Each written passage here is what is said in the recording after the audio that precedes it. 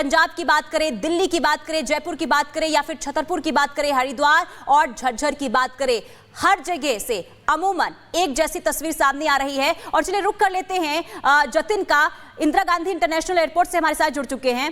जतिन, देखिए 400 से ज्यादा उड़ानें जिसमें देरी हुई है, किस तरीके से इस वक्त लोगों को परेशानियों का सामना करना पड़ रहा है, उनसे बातचीत कीजिए और तस्वीरें भी दिखाइए। आज बिल्कुल देखिए, रोजाना दिल्ली एयरपोर्ट से तकरीबन 1300 फ्लाइट टेक ऑफ करती है और कल शाम को जिस तरीके से कोहरा हुआ उसके बाद से 507 फ्लाइट ऐसी थी जो कि डिले थी, जिनको पूरी रात राउंड अप जो है वो किया गया है। सुबह की तस्वीरें मैं आपको एयरपोर्ट की दिखा दूं, अमूमन T3 पर इससे ज़्यादा भीड़ होती है, लेकिन अच्छी बात यह है कि कम्युनिकेशन एयरलाइंस लोगों से ज़्यादा बेहतर तरीके से कर रहा है। यही कारण है कि एयरपोर्ट पर जिस तरीके का क्योस हम पिछले दिनों देखते थे वैसी तस्वीरें नहीं है। लेकिन फ्लाइट का स्टेटस क्या है वो इस बड़ी स्क्रीन के जरिए मैं आपको समझा देता हूं कि जम्मू श्रीनगर जाने वाली फ्लाइट जो है वो डिले से चल रही है। कुछ ऐसी फ्लाइट्स है जिनको कैंसिल किया गया है, दिल्ली से पटना जाने वाली फ्लाइट है उसको कैंसिल किया गया है, और खास तौर पर श्रीनगर जाने वाली फ्लाइट आप देखेंगे डिले से है, रांची जाने वाली फ्लाइट जो है वो डिले से है, खजुराहो वाराणसी जो है वो भी डिले से है। तो लोग उनको बेहतर तरीके से कम्युनिकेट किया गया और यही कारण है कि एयरपोर्ट पर जो क्योस देखने को मिलता है वैसी परिस्थिति नहीं है। फ्लाइट आप लोगों की टाइम पर है क्या? इन टाइम है। इन टाइम है। आपकी फ्लाइट सर टाइम पर है या डिले चल रहा है? नहीं, टाइम में, बिल्कुल टाइम। तो बेहतर तरीके से कम्युनिकेट किया गया और तस्वीरें मैं आपको दिखा दूं। अमूमन T3 पर इस तरीके से भीड़ हम देखने को मिलती है जब लोगों और पैसेंजर्स यहां पर पहुंचते हैं और वो कहीं ना कहीं हंगामा करते हैं कि जानकारी नहीं दी गई। लेकिन कल रात को जिस तरीके से 507 फ्लाइट डिले हुई उसके बाद IGI एयरपोर्ट की तरफ से हर एयरलाइंस को ये कम्युनिकेट किया गया था कि आप अपने पैसेंजर्स को इस बारे में जानकारी देंगे, और अमूमन ग्राउंड पर उसी तरीके की तस्वीरें नजर आ रही है। सुबह की परिस्थिति ऐसी है कि मौजूदा समय में 92 फ्लाइट जो है वो डिले है, और यही कारण है कि हर ऑपरेटर ने, एयरलाइंस ने अपने अपने पैसेंजर को इस बारे में जानकारी दी है। अगर मुकेश विजय एक बार फिर से आपको बड़ी स्क्रीन दिखाएंगे तो ये बड़ी बड़ी स्क्रीनें एयरपोर्ट पर लगा दी गई हैं, लोगों को कम्युनिकेट किया जा रहा है। जो लोग यहाँ पर आ रहे हैं वो अपनी फ्लाइट का स्टेटस चेक कर रहे हैं। अमूमन आप देखेंगे ज्यादातर फ्लाइट्स के जो चेक इन है उसको फिलहाल ओपन कर दिया गया है, पैसेंजर्स अंदर एयरपोर्ट पर जा रहे हैं, अपनी अपनी फ्लाइट का जो चेक इन है वो कर रहे हैं। सर आपकी फ्लाइट डिले है क्या है? मेरी फ्लाइट नहीं, मेरी बेटी गई है। अच्छा, तो टाइम पे नहीं? टाइम पे ही है। तो लोगों को एक खास बात इसमें यह भी है कि लोगों को बेहतर तरीके से कम्युनिकेट किया गया है, और जिस तरीके से विजय मुकेश आपको तस्वीरें भी यहाँ पर दिखा रहे हैं कि कैसे एयरपोर्ट पर लोगों को बेहतर फैसिलिटी देने के लिए, क्योंकि कोहरा है, जीरो विजिबिलिटी है, हमें बीत चुका है जब जीरो विजिबिलिटी के अंदर ही IGI एयरपोर्ट में जो विजिबिलिटी है वो जीरो है। जिस तरीके से जो फ्लाइट कैंसिल की गई है, ये देखिए रांची की फ्लाइट है, निरस्त कर दिया गया है, इसको पूरे तरीके से कैंसिल किया गया है। ये गुवाहाटी इम्फाल फ्लाइट है जो कि देरी से यहाँ पर चल रही है, और मोस्टली फ्लाइट का आप देखेंगे चेक इन प्रोसेस जो है इसमें ओपन किया गया है। ऊपर वाली स्क्रीन पे देखेंगे श्रीनगर की जो फ्लाइट है वो जतिन आप बता रहे हैं कि कैसे एयरपोर्ट पर ये फैसिलिटी दी गई है कि उन्हें अपने पैसेंजर्स के कम्युनिकेट करने में दिक्कत ना हो और आसानी से जानकारी दी जा सके। बहुत बहुत शुक्रिया आपका जतिन और कोमल हमारे साथ जुड़ने के लिए। इसी बीच अपने दर्शकों को बता दें, कोहरे की वजह से दिल्ली NCR में पिछले 2 दिनों से एक अलग ही तस्वीर देखने को मिल रही है। इसके साथ ही शीतलहर का प्रकोप भी पूरा उत्तर प्रदेश झेल रहा है। एक तरफ कोहरे की मार है तो दूसरी तरफ बढ़ती ठंड लोगों की परेशानी को बढ़ा रही है। कैसे, इस रिपोर्ट में देखिए।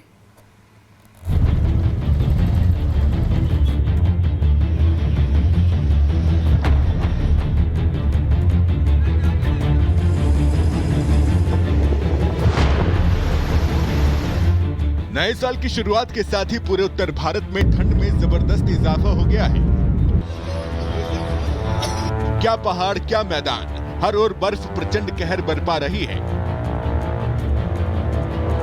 जहां पहाड़ों में भारी बर्फबारी का दौर जारी है, वहीं इसने मैदानी इलाकों में ठिठुरन को बढ़ा दिया है। दिल्ली NCR में पिछले 2 दिन से ठंड, शीतलहर और कोहरे का ट्रिपल अटैक हुआ है।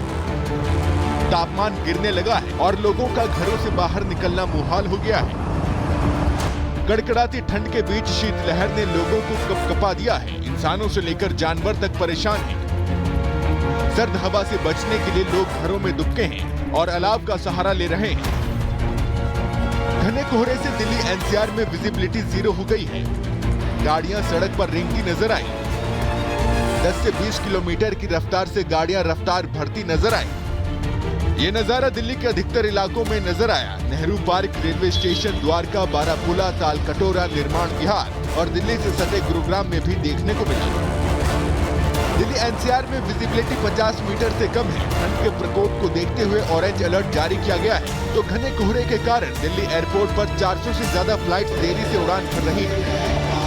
दिल्ली से चलने वाली लगभग 24 ट्रेनें देरी से चल रही थी। वहीं आज कई इलाकों में बादल के छाए रहने की संभावना है।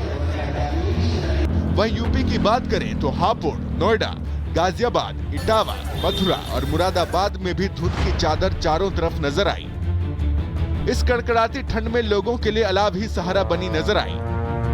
कुछ ऐसी ही तस्वीर मध्य प्रदेश में भी देखने को मिली। छतरपुर में कोहरे की वजह से जनजीवन बेहाल नजर आया, तो ओडिशा में कोहरे का असर साफ दिखा। पहाड़ों पर हो रही बर्फबारी के चलते उत्तर भारत के कई राज्यों में ठंड का असर देखने को मिल रहा है और धुंध से ठिठुरन में भी इजाफा हुआ है। Bureau report, Republic Bharat.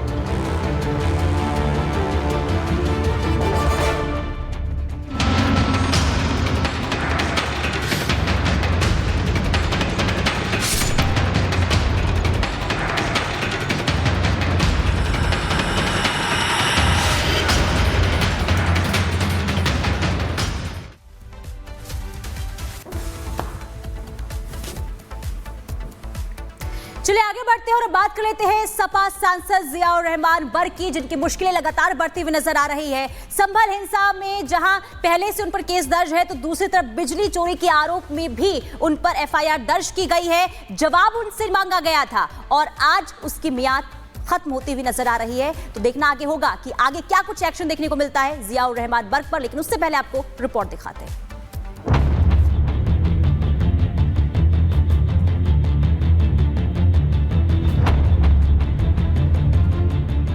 ये है संभल से सपा के सांसद जियाउर रहमान बर्क, जिनका नाम संभल में भड़की हिंसा से क्या जुड़ा। एक के बाद एक नए आरोपों से उनका सामना आम हो गया है। सपा सांसद एक तरफ जहां संभल हिंसा के दाग को धुलने में लगे हैं, तो बिजली चोरी के आरोप में उन पर अब मुसीबत की बिजली गिरी है। हिंसा मामले में दर्ज एफआईआर को रद्द करने के लिए बर्क की कोर्ट में लगाई गई अर्जी खारिज हो गई है। राहत की बात है कि कोर्ट ने गिरफ्तारी पर रोक लगा दी है, लेकिन जांच जारी रखने और सपा सांसद को सहयोग करने का आदेश दिया। वहीं बिजली चोरी का आरोप अब भी बरकरार है।